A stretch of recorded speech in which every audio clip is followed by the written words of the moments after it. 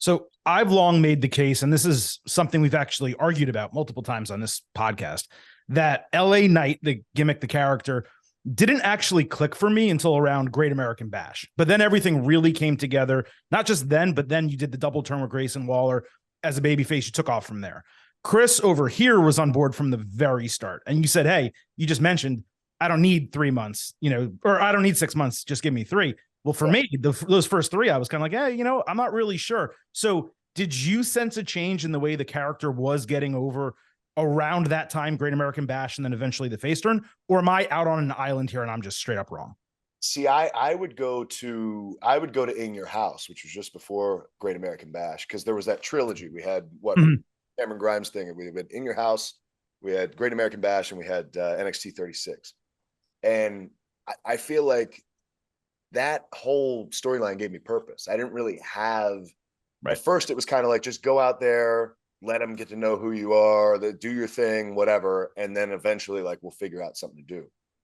And then when that all happened, it was like, oh, okay, well, now I actually have something to talk about and something to do and somewhere to go, which always is going to make everything way more interesting. So I can completely see where you're coming from.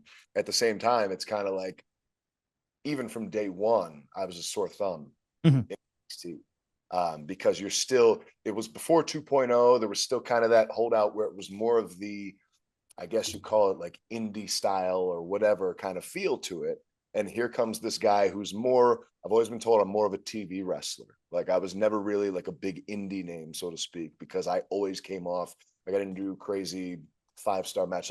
I'll never have a 5-star match in my life. And I'm perfectly okay with that.